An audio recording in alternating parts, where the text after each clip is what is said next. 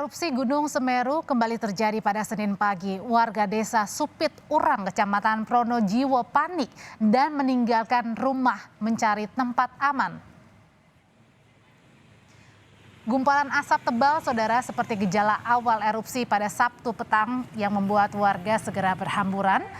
Kali ini mereka kembali mencari tempat aman menjauh dari lereng Semeru. Teriakan dan peringatan warga yang turun dari desa Supit Urang di kaki Gunung Semeru membuat warga panik. Dengan menggunakan sepeda motor tadi dan juga mobil bak terbuka, warga menjauh dari lokasi. Warga juga memperingatkan warga lainnya untuk tidak naik ke Dusun Sumbersari dan Umbulan yang letaknya dekat dengan aliran lahar. Ini besar tuh, Mas. Nah, terus ya kita takut, kita lari. Ini dari mana tadi, Pak? Ya dari Supit Urang ini. Dari ini Supit Urang, Mas. Iya. Supit Urang. Takut lari, kita lari loh. Besar segitu ya, Mas. Kemarin dapat segini juga? Iya, Kemarin besar. segini, Mas. Besar. Kemarin erupsi jam 9, ini hampir jam 9 lebih ini. Kita kembali pantau salah satu lokasi pengungsi yang ada di kawasan Candipuro dengan Via Irman. Via Irman, kalau tadi di pagi hari Anda bercerita soal bagaimana hal-hal yang menjadi perhatian untuk bisa diperhatikan ketika kita mau memberikan bantuan. Tadi salah satunya adalah pakaian hangat. Apalagi informasi terbaru yang saat ini ada di pengungsian.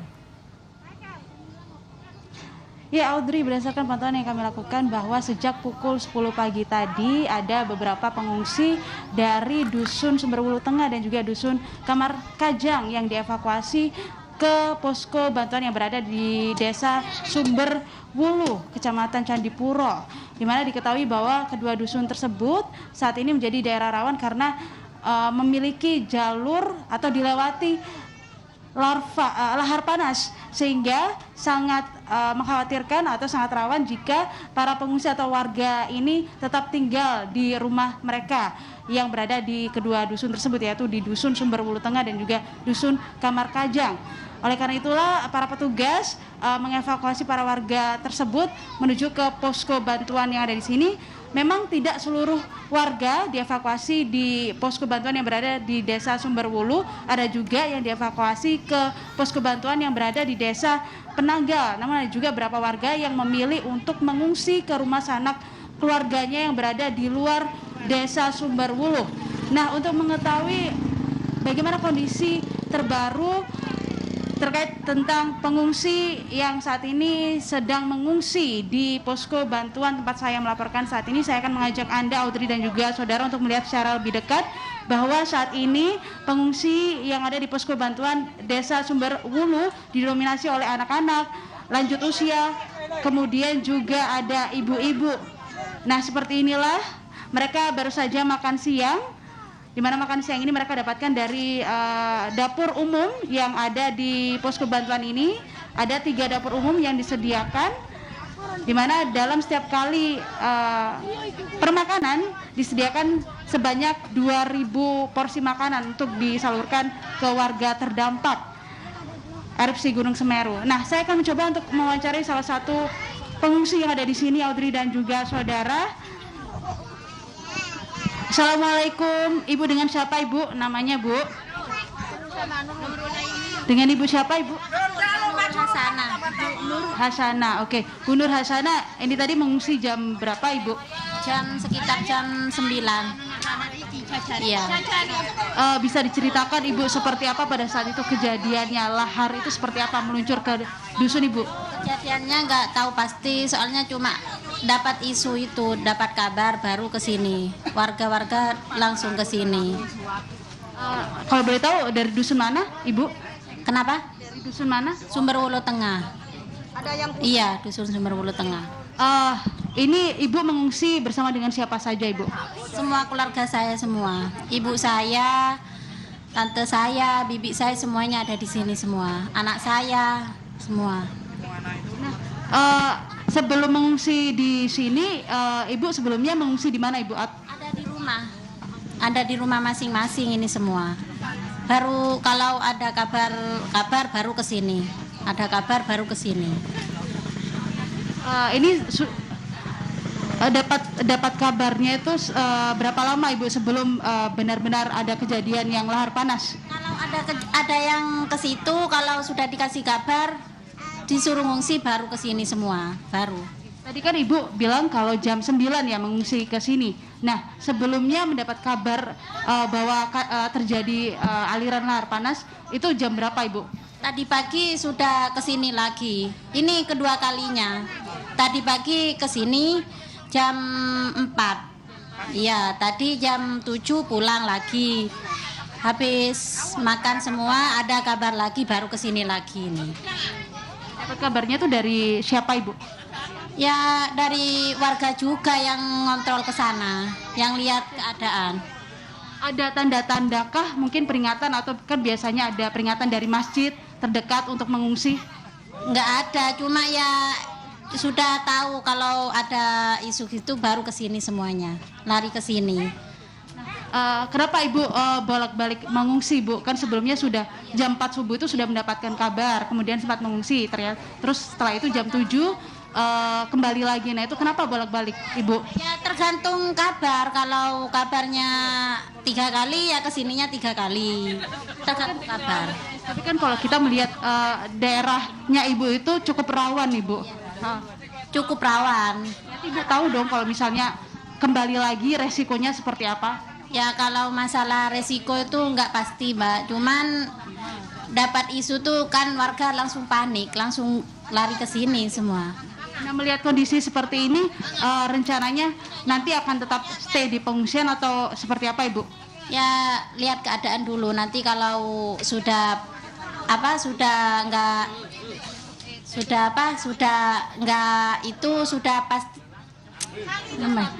sudah stabil baru pulang ke rumah. Tapi kalau nanti ada kabar lagi baru ke sini lagi. Soalnya kan ada bayinya Mbak, kalau stay di sini takut bayinya, kasihan. Tapi kan bukan berarti kalau misalnya nanti Ibu kembali lagi dengan bawa bayi kan cukup beresiko juga Ibu di dusunnya Ibu. Tapi cuma ngambil barang kan gitu Mbak, ke rumah sebentar baru ke sini lagi gitu. Nah kalau boleh tahu Ibu jarak antara rumah Ibu dengan pengungsian yang ada di sini sekitar berapa? Di Bungkodena berapa meter? Sekitar 2 kilometer? 2 kilometeran itu mungkin Mbak. Iya. Untuk saat ini sudah mendapatkan bantuan apa saja Ibu dari petugas? Ya sembako, makanan, gitu-gitu sudah dapat semua sudah. Jadi berarti sudah makan siang ya Ibu? Sudah makan siang tadi itu sudah dapat makanan. Nah, menurut Ibu saat ini bantuan yang paling diperlukan oleh Ibu dan juga pengungsi yang lainnya apa Ibu? Ya mungkin ya itu sembako itu Mbak, makanan gitu-gitu. Soalnya kan ini kalau masalah pekerjaan belum pasti nih Mbak. Soalnya kan keadaannya masih kayak gini. Iya. Pakaian hangat juga perlu Pakaian hangat juga perlu. Makanan, minuman, ya gitu-gitu. Makanan anak-anak juga gini Mbak. Ya itu. Saat ini kan Ibu sudah meninggalkan rumah ya Bu ya untuk mengungsi. Bagaimana kondisi rumah ketika Ibu meninggalkan rumah Ibu? Ya gitu aja Pak. Kalau sudah panik ya ditinggal aja. Ya terserah yang di rumah, kan ada yang pulang tadi. Ayah saya kan pulang ke rumah tadi ngontrol gitu. Lihat keadaan. Ini tidak sempat bawa apa-apa ya Ibu? Nggak sempat bawa apa-apa. Panik itu Mbak, tadi nggak sempat bawa apa-apa. Terima kasih banyak Ibu, mudah-mudahan kondisinya segera stabil dan yang pasti juga ibu-ibu sekalian juga tetap menjaga kesehatan. Baik Audrey dan juga saudara, saya akan mengajak Anda untuk lebih ke dalam lagi. Mungkin saya ingin mewawancarai salah satu ibu yang ada di pengungsian yang ada di sini. Ya. Oh iya. Iya, selamat. Oke. Iya Ibu, mungkin saya bisa lanjut. Selamat siang, Ibu, dengan Ibu siapa? Baik deh, dengan Ibu siapa? Sapuran Sapunagung Dari. Oke, baik. Baik, memang memang seperti inilah kondisi pengungsian dan memang untuk saat ini masih disediakan satu tenda khusus untuk pengungsi yang mengungsi di posko bantuan yang ada di Desa Sumberwuluh. Nah, saya akan mencoba untuk mengajak Anda melihat tenda-tenda yang lainnya di mana diketahui bahwa selain ada tenda khusus untuk pengungsi di posko bantuan yang ada di Desa Sumberwuluh ini, ada juga tenda dari BPBD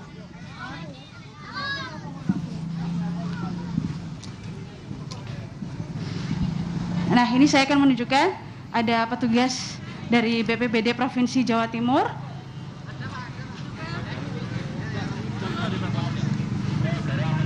Ini ada tenda khusus. Oke. Ini sepertinya adalah tenda khusus terkait untuk pencarian dan pertolongan. Seperti itu, dan saya akan coba untuk mewawancarai salah satu petugas. Selamat sore Pak, saya bisa wawancara sebentar mungkin dengan Bapak, dengan Bapak siapa Bapak? Dengan Wayan Suyatno. Oke, Bapak Iwayan selaku sebagai apa Bapak? Kepala Seksi Operasi Kantor SAS Surabaya. Sejauh ini bagaimana Pak pencarian korban, terutama pencarian orang-orang yang masih hilang di dusun Karang Tengin yang ada di Desa Sumberwuluh sendiri, Pak? Baik, dapat kami sampaikan, itu dari tadi pagi jam 07.00 itu kami telah mengerahkan 5 tim. Ya, terdiri dari semua unsur SAR yang ada, baik itu TNI, Polri, BPBD, kemudian dari relawan-relawan yang lainnya. Jadi kami dari Basarnas selaku koordinator pencarian dan pertolongan menuju ke 5 titik tadi. Ya, itu ada beberapa desa yang kami akan lalui sehingga semua korban bisa kita temukan. Ya, jadi yang tempat-tempat yang kita curigai itu kita berusaha untuk menyisir semua dari 4 set area yang ada. Tadi kan sempat ada erupsi susulan ya Pak ya? Ya. Apakah ada penambahan jumlah pengungsi Bapak? Ya, betul. Terjadi erupsi tadi itu berdampak memang beberapa pengungsi yang memang kemarin sudah kita evakuasi tapi kembali lagi ke tempatnya. Itu kembali, termasuk yang Ibu-ibu lihat ini pengungsinya salah satunya dari mereka. Itu setelah terjadi erupsi kemudian mereka bergegas langsung menuju ke posko kami. Rata-rata pengungsi dari mana saja Bapak? Ini tetap dari Sumberwuluh semua. Nih, tapi yang posisinya di atas, yang terdampak itu adalah desa-desa tersebut. Nah, apa upaya selanjutnya yang akan dilakukan oleh Basarnas sendiri, mengingat dari kemarin bahkan hingga saat ini banyak orang yang sebelumnya mengungsi kemudian kembali ke rumah masing-masing padahal rumahnya mereka. Kami berusaha mengevakuasi dan memberikan pengertian terhadap mereka bahwa wilayah yang mereka tempati adalah wilayah yang berbahaya. Jadi secara terus-menerus kami sampaikan ke seluruh warga agar mau dievakuasi gitu. Sehingga terjadi erupsi tidak akan tidak membahayakan bagi mereka. Demikian. Di Desa Sumberwuluh sendiri, dusun-dusun mana saja yang berpotensi yang sangat rawan sendiri, Bapak? Yang ini Desa Sumberwuluh di atas itu sebagian besar itu memang termasuk galian pasir yang terdapat di situ. Kemudian di atas dari pemukiman di bagian kanan dari itu emang termasuk semuanya di situ. Sehingga apa yang saya sampaikan tadi, semua warga kita berusaha untuk mengajak, ayo kita evakuasi ke tempat pengungsian demi keselamatan kita bersama. Demikian. Pak, ini kan kalau kita melihat juga semakin siang ini jumlah pengungsi juga semakin berdatangan ya Pak ya, di posko bantuan yang berada di Desa Sumberwuluh sendiri. Apakah nanti rencananya akan ada tambahan jumlah tenda, karena mengingat saat ini kan jumlah tenda khusus untuk pengungsi di sini hanya ada 1 tenda Pak? Pengungsi sudah disiapkan oleh yang bersangkutan. Jadi sudah disiapkan oleh tim itu di balai desa, kemudian di balai desa sudah ditempatkan. Bukan hanya di sini saja. Di sini kalau posko ini kita tempatkan untuk pengungsi sangat luar biasa. Jadi pelaporan awal mereka di sini, setelah itu kita evakuasi ke menuju balai desa yang ada di bawah. Pak, bisa diceritakan mungkin saat ini tenda-tenda apa saja yang ada di posko bantuan yang ada di Desa Sumberwuluh saat ini Pak? Selain ada tenda khusus untuk pengungsi sendiri? Di posko Sumberwuluh ini terdapat seluruh unsur tim SAR gabungan, yaitu bertanggung jawab untuk melaksanakan evakuasi. Jadi di sini ada TNI, ada Polri, ada BPBD, kemudian ada dinas kesehatan juga, dan seluruh relawan kita kumpulkan di sini terkait dengan tugas-tugas pencarian dan pertolongan. Pak, kita mungkin bisa sambil jalan ke sana, Pak, mungkin bisa melihat bagaimana isi dari tenda yang telah disediakan oleh BPBD sendiri, Bapak. Di sebelah sana kalau saya melihat juga. Kalau yang ini apa, Bapak? Di sini saja, Bapak, mungkin, Pak. Ya. Di sini tim gabungan berkoordinasi. Jadi ada unsur kami selaku leading sektornya di dalam pencarian dan pertolongan, terdapat semua unsur yang ada di sini berkoordinasi. Kemudian di sebelah mana lagi, Bapak, mungkin? Nah, itu udah ada tenda dari BNPB selaku leading sektor bertanggung jawab terhadap pelaksanaan tugas-tugas bencana ini. Ini sudah dari BNPB. Kemudian nanti mobil ini berfungsi untuk apa, Pak? Kalau boleh tahu? bagaimana? Fungsi dari mobil ini nanti seperti apa, Bapak? Fungsi mobil ini untuk komunikasi, untuk alat-alat penerangan. Jadi bisa dilihat di sini, sehingga untuk mengcover semua kelistrikan yang ada di posko ini. Oke?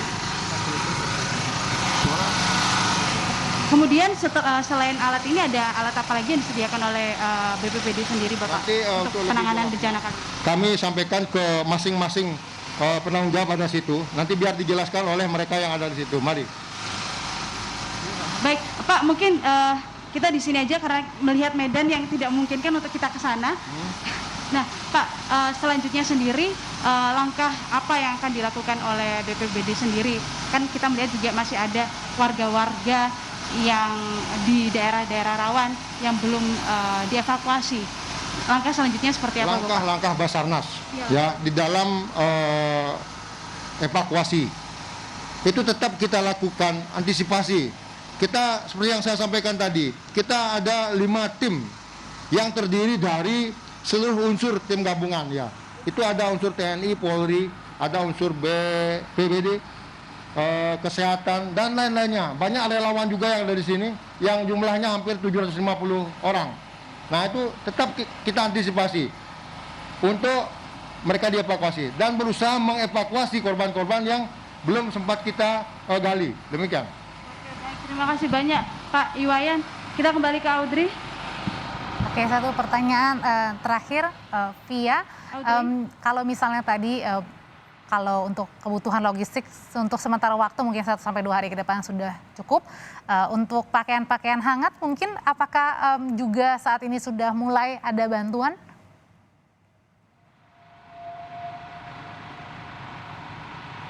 Audrey. Baik, Via, masih dengar suara saya?